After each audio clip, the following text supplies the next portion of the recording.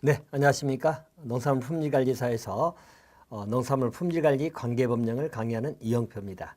일반적으로 우리 농산물 품질관리사가 이제 시험이 19년도는 16회 시험이 실시가 되고 있죠. 그래서 시험에 관한 기본 개요하고 공부 방법론을 잠깐 말씀을 드리도록 하겠습니다. 저희 시험 자체가 이제 바로 이제 16회로 접어듭니다. 19년 16회 시험이 보는데요. 자, 과목 자체는 크게 1차하고 2차 과목이 나눠져 있죠. 1차 과목하고 2차 과목인데 1차 과목은 네 가지가 있어요.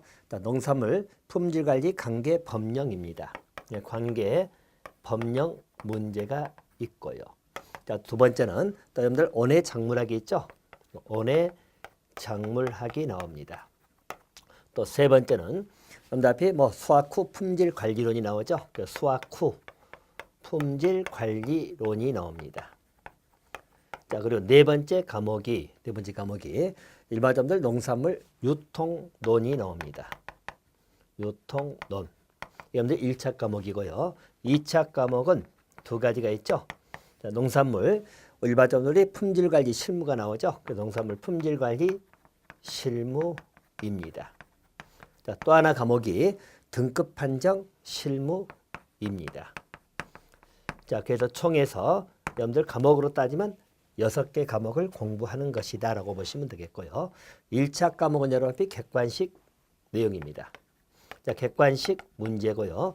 일반점들 사지선다형입니다. 사지선다형이고 총에서 과목별로 25문항이 출제가 되고 있습니다. 그래서 각 25문항. 자, 그래서 총 100문항이 출제가 된다고 보시면 됩니다. 4개니까요. 100문항이 출제될 것이고 2차 과목은 저 단답형 서술형이죠.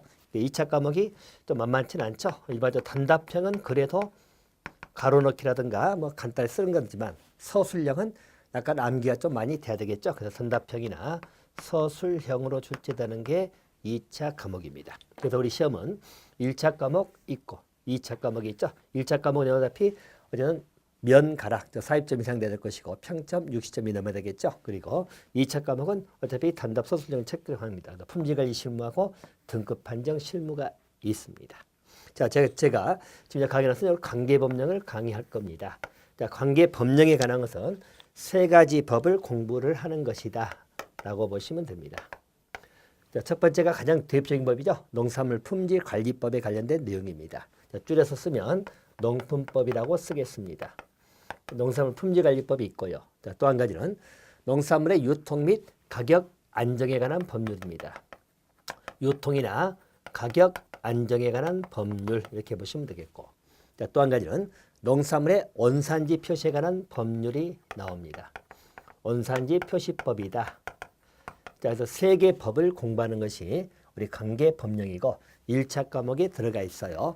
그리고 각 25문항이 출제가 되는데 25문항 출제 비중을 보게 되면 우리 13회 때까지는 시험은 이게 농품 13문제인데 14회 시험, 15회 시험 전부 다 농산물 품질관리법이 14문항이 출제가 되고 있습니다. 그래서 18년 시험에서도 15회죠. 그래서 농산물 품질관리법은 14문항이 출제되고 있고 농산물 유통 및 가격 안정하는 법률은 9문항이 출제가 되고 있고요. 원산지 표시법이 13때는 3문제 나왔는데 좀 양이 좀 줄어서 2문항이 출제가 되고 있습니다. 총에서 25문항이 출제가 된다고 보시면 됩니다. 그래서 이게 이제 우리 관계법령의 내용입니다. 관계법령은 일반적으로 세 개의 법을 공부하는데 물론 중점이 되어서 농법이 가장 출제가 많이 되기 때문에 가장 중요법이라고 생각하시면 될 것 같습니다. 그리고 유통 및 가격 안전한 법률 이 순서로 중요도는 여러분이 정돈해 주시면 될 것 같고요. 아울러서 관계법령을 공부할 때 좀 까다롭게 생각하시는 분이 많습니다. 왜 그러냐면 법령 자체가 내용이 좀 많기도 하고 또 암기사항도 있고 막 그렇죠. 그러다 보니까 어추 생각 잘못하면 객관식 문제나 틈을 파고 들어가지고 꼭 헷갈릴 수도 있고요. 또 여러분들 앞이 행정처분 기준이다. 그러면 업무정지다. 업무정지 1개월인가 3개월인가 또는 일반적인 지정 취소냐 등록 취소냐 이런 것들 전부 다 암기도 될 것이고 형벌조항도 좀 알아야 될 것이고 또 규제사항도 알아야 될 것이고 그러다 보니까 좀 내용이 좀 까다롭게 느껴진 건 있을 거예요. 하지만 일반적으로 우리가 공부할 때 기본 요령, 법령 공부할 때 가장 기본 요령은 첫 번째 여러분 정리할 것은 법령의 의미를 좀 기억하시면 됩니다. 또 우리가 법령이라고 할 때는 여러분 기본적으로 법률에다가 플러스 명령을 합한 것이라고 생각하시면 됩니다. 합해서 법령이라는 말을 씁니다. 여러분들 우리 법률이라고 하는 것이 대표법이죠. 국회에서 만든 법이죠. 그래서 우리 헌법보다는 아래가 있지만 국회에서 만든 법이 법률이고요. 법률은 국회에서 만들다 보니까 아무래도 내용이 국회의원들이 전문성을 띠고 있다 하더라도 세세한 부분까지 만들지 못하거든요. 그래서 하위 규범인 명령에서 보충을 하고 있다고 생각하시면 됩니다. 자, 명령의 내용은 크게 말하면 여러분 알겠죠? 우리가 공부하는 것은 대통령령이 있습니다. 보통들 우리 시행령이라고 하는 것이죠. 법률이 만들어지면 그 다음에 시행령이 만들어지는 것이죠. 두 번째 법이라고 생각하시면 됩니다. 법률 바로 아래에 있는 대통령령입니다. 또 한 가지는 우리 총리령이나 내지는 부령이 있습니다. 이 총리령, 부령을 우리 시행규칙이라고 부릅니다. 총리령도 시행규칙, 또 부령도 시행규칙이죠. 총리령으로 들어가는 것들은 일반적으로 국무총리 산하에 있는 그런 쪽 기본 그 담당 업무 등이죠. 대표적으로 식품의약품 안전처다. 국무총리 소속이기 때문에 식품의약품 안전처, 즉 우리 식품위생법 같은 것은 주로 총리령이 많이 시행규칙 기능을 하고요. 나머지는 보통 부령들이 많다고 생각하시면 됩니다. 총리령, 부령을 시행규칙. 그래서 하나의 법이 체제가 정비될 때는 법률이 만들어지고 시행령, 시행규칙이 만들어지면 법의 3종 세트가 완비가 됐다 이렇게 이야기하는 것이고 우리 시험에 관한 문제도 법률도 공부해야 되지만 시행령, 시행규칙도 공부를 해야 된다는 이야기죠. 물론 중심은 법률 중심입니다. 그냥 보충 내용인 시행령, 즉 대통령령이나 총리령 그랬던 시행규칙 내용도 같이 정리가 돼야 돼요. 물론 이제 중요 부분들은 우리 교재에서 각 부분에 들어가 있기 때문에 그 내용을 중심으로 체킹하시면 될 것 같아요. 자, 그렇게 보시면 되겠고. 자, 두 번째는요. 일반적으로 조문을 공부하는 겁니다. 전부 다 법 조문 내용들이거든요. 조문 내용의 가장 기본적인 틀은 이렇습니다. 일반적 조문에서는 주로 이제 규제라든가 주의 내용이 많거든요. 그죠? 우리 법은 이렇게 해라, 이렇게 하면 아니 된다 이런 게 많거든요. 그래서 일반적 조문 내용을 정리할 때는 자, 기본적으로 체킹할 때 우리 규제 내용들 이런 것들 중심으로 볼 것이고 규제 내용이 있게 되면 항상 따라가는 게 누가 할 것이냐를 또 항상 잘 보셔야 됩니다. 물론 이제 각 강의 내용 중에 그런 부분을 이제 항상 체킹할 겁니다만은 누가 할 것이냐, 농림축산식품부 장관이 할 거냐, 아니면 국립농산물 품질관리원장이 하는 것이냐, 또는 경우에 따라서는 지자체장들인 시도지사나 시군구장이 개입하는 것도 있고 그래요. 이것 하나 보시고. 아울러 규제 내용 보면서 위반 시에는 어떻게 할 거냐, 자, 형벌이 부과될 거냐, 대표점들 우리 법에 규정이 있어야 돼요. 그래서 형벌이 부과될 거냐, 아니면 과태료가 부과될 거냐, 자, 또는 행정처분이 부과될 거냐, 이런 내용들이죠. 이런 내용들을 정리하는 것이죠. 그래서 규제 내용이 무엇인지, 또 누가 하는 것인지, 위반 시에는 어떻게 하는 것인지 이런 걸 중심으로 체킹 좀 하시면 될 것 같고요.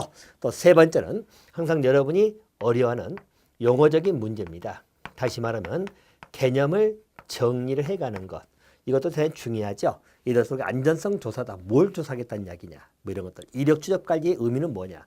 또 지적 표시는 무엇을 말하는 것이냐. 뭐 이런 것도 전부 다 개념 정리가 좀 돼야 된다는 이야기죠. 그래서 개념 정리도 또 초점 맞춰가지고 좀 정리를 하시면 될 것 같아요. 자, 그래서 이런 것들 중심으로 이제 우리가 공부를 해야 되는데, 자, 무엇보다 중요한 것은 일반점들 우리 용어든 또 규제 내용이든 누가 하는 것이든 이렇게 전부 다 헷갈리기 때문에 가장 중요한 것은 여러분 반복 학습을 하는 것입니다. 그래서 항상 여러분들 그렇죠. 누가 물어보면 어떻게 그걸 다 외우고 있느냐 물어보는데 외우는 방법은 간단해요. 여러분들 잊어먹지 않도록 자꾸 반복해서 학습하는 것. 이게 대단히 중요하다고 생각하시면 되고 여러분 목표가 합격이다 보니까 특히 합격에서 우리 객관식 1차 시험은 통과를 해야 되거든요. 그래서 일반적으로 반복 학습을 통해 가지고 자꾸 정리를 하시는 게 가장 중요하다. 이렇게 보시면 될 것 같고요. 또 양이 방대한 것은 어차피 여러분들 반복할 때 압축 수업을 해야 됩니다. 그래서 제가 수업 중에 기본적으로 어떤 게 특징이라고 자꾸 말씀드릴 것이고 어떤 게 기출됐다고 말씀드릴 것이고 또 이게 기출이 안 됐기 때문에 나올 거다. 다 강의 중에 말씀드릴 거니까 그런 것들 가지고 주로 이제 항상 여러분들 키포인트 핵심을 압축해서 여러분들 머릿속에 암기해 놓는 거. 이게 가장 기본 요령으로 생각하시면 됩니다. 그래서 핵심적인 단어, 키워드라고 그러죠. 그것을 압축해 가지고 그것을 암기해 놓는 거. 이게 가장 기본적 특징으로 여러분들 이해하시면 될 것 같아요. 자, 그래서 이런 것을 자꾸 반복하시다 보면 이제 어느 정도 암기가 돼 있고 우리가 암기돼 있다는 것은 문제가 나오면 풀 수 있다는 이야기죠. 그래서 좋은 점수를 맞을 수 있도록 저와 같이 강의를 진행해 갈 거니까 거기에 꼭 따라오셔가지고 하시면 충분히 합격이라는 좋은 결실을 얻을 수 있을 것입니다. 자, 앞으로 이제 강의 같이 진행을 하도록 하겠습니다.